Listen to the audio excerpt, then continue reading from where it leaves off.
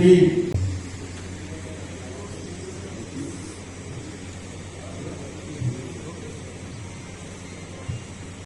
అలాగే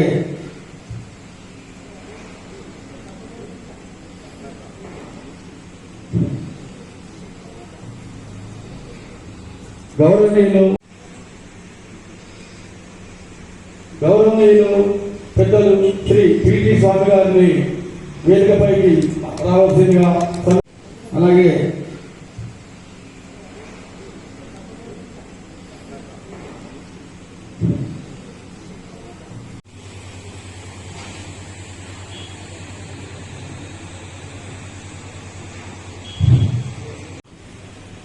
తీసి పంపిస్తాం.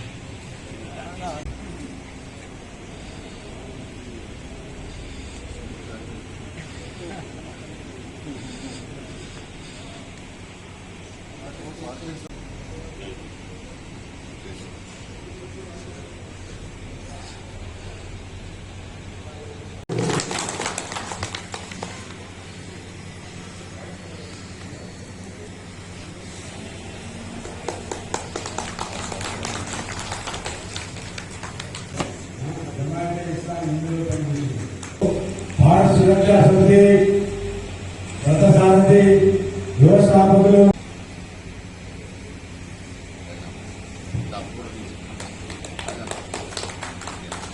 పద్దెనిమిది 20 సంవత్సరాల వాళ్ళు చాలా మంది ఇక్కడ ఉన్నారు.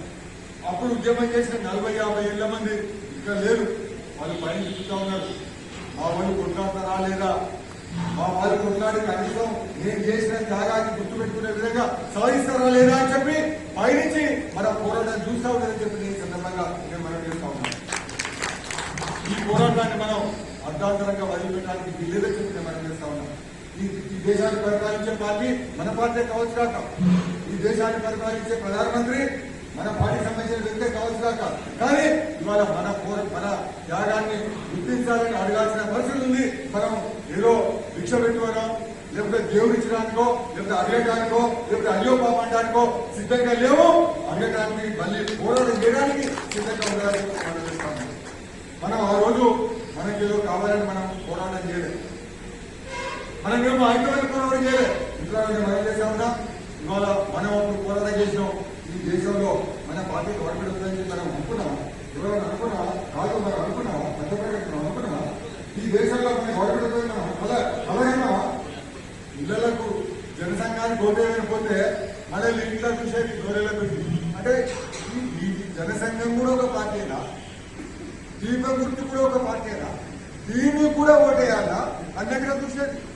మనల్ని ఉట్టి బేకారుగా లెక్కితం కట్టేది. ఎక్కడ కూడా మనకు ఎమ్మెల్యే నిలబడితే ఎన్ని ఓట్లు వచ్చేది? 100 ఓట్లు, 60 ఓట్లు, 70 ఓట్లు, 50 ఓట్లు అయినా కూడా ఊపుకున్నావా? ఆ జనసంఘం గుర్తుపట్టుకొని ఉళ్ళు ఇరిగేది. వీళ్ళు మంచిలు వచ్చే గతి లేకుంటే ఓట్ల మీద రాకంటే రాయకపోయేది. మనం పోతే మనకి ఇంత ఛాయ పోసే దిక్కు లేకుంటే సైకిళ్ళ మీద తిరిగేది. అప్పుడు మైకులు గీకులు లేవు, కుర్చీలు లేవు. బూర పట్టుకొని ఆ బూరతోటి జనసంఘం అభ్యర్థికే మన ఓటే చెప్పి తిరిగేది. అట్లాంటి రోజుల్లో మనం పనిచేసింది. అట్లాంటి రోజుల్లో మనం పనిచేసినందుకు ఇందిరాగాంధీ మనల్ని తెలియజేసింది. ఇందిరాగాంధీ ఎమర్జెన్సీ విధించింది. ఇవాళ మనం చేసిన త్యాగాల పునాదుల మీద అనేక మంది భారతీయ జనతా పార్టీ నాయకులు ఇవాళ అధికారులకు వచ్చిరని చెప్పి నేను ఈ సందర్భంగా మనం చేస్తా ఉన్నాను. వాళ్ళ మన త్యాగం లేకపోతే భారతీయ జనతా పార్టీ అధికారులకు వచ్చేదానికి అవకాశం లేదని చెప్పి కూడా ఈ సందర్భంగా నేను మనం చేస్తాను. కాబట్టి ఇవాళ మనకు పోరాడే హక్కున్నది, అడిగే హక్కు ఉందని చెప్పి ఈ సందర్భంగా నేను మనం చేస్తాను. భారత్ సురక్షా సమితి ఉమ్మడి కరీంనగర్ జిల్లా కార్యకర్తల యొక్క సమావేశానికి అధ్యక్షత వహిస్తున్నటువంటి సత్యప్రకాష్ గారు, భారత్ సురక్షా సమితి ఫౌండర్ అధ్యక్షులు, దేశం మొత్తంలో అన్ని రాష్ట్రాల్లో దీని యొక్క యూనిట్స్ని పెట్టి వివిధ పేర్లతోటి దేశంలో ఉన్నటువంటి వివిధ రాష్ట్రాల కమిటీస్ అన్నింటినీ ఎమర్జెన్సీ సఫరర్స్ కమిటీ ఎవరైతే ఏదైతే ఉందో ఆ కమిటీస్ అన్నింటినీ కూడా యునైట్ చేసి దాన్ని ముందుకు తీసుకెళ్తున్నటువంటి నాయకుడు అశోక్ కుమార్ దాదా గారు, భారతీయ జనతా పార్టీ సీనియర్ నాయకులు, మాజీ ఎమ్మెల్సీ, మేయరు, ఎమ్మెల్యే అయినటువంటి డాక్టర్ రాజేశ్వరరావు గారు, భారత్ సురక్షా సమితి ఆఫీస్ బేరర్స్ కృష్ణ గారు, సత్యనారాయణ గారు, జిల్లా బీజేపీ నాయకులు, ఇక్కడ కాన్స్టిట్యున్సీ ఇన్ఛార్జ్ రవీందర్ రెడ్డి గారు, అశోక్ రెడ్డి గారు, వేదిక పెట్టినటువంటి రాజు మిత్రుల 1975లో ఇందిరాగాంధీ నువ్వు తప్పు చేసినావు, నువ్వు అధికారంలోకి నుండి దిగిపో, కరెక్ట్ గవర్నమెంట్ దేశాన్ని అన్ని రకాలుగా దోచుకుంటున్నటువంటి ప్రభుత్వం గద్దె దింపాలి, స్వాతంత్రం వచ్చిన తర్వాత కోరుకున్నటువంటి భారతదేశం ఇది కాదు, మొత్తం భారతదేశంలో ఒక టోటల్ రివల్యూషన్ రావాలి అనేటువంటి ఉద్యమాన్ని జయప్రకాష్ నారాయణ గారు అప్పుడున్నటువంటి విద్యార్థి సంఘాలు వాటన్నింటినీ కూడా మొబిలైజ్ చేసి దేశమంతా ముందుకు తీసుకెళ్తున్నటువంటి సందర్భంలో 1971లో ఎన్నికల్లో జరిగినటువంటి అవకతవకల మీద అలహాబాద్ హైకోర్టు ఇందిరాగాంధీ తప్పు చేసి వ్యతిరేకంగా వస్తుందనేటువంటి ఆలోచనతో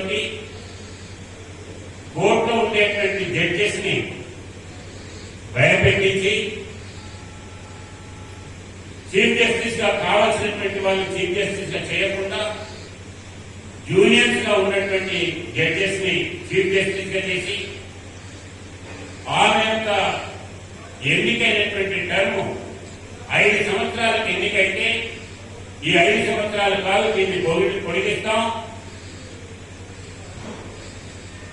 ఈ యొక్క దేశంలో ఇంకా ఎమర్జెన్సీ ఛాయలు ఏమైతుందో ఇంకా పోలేదు అనేటువంటి దీంతో ఆమె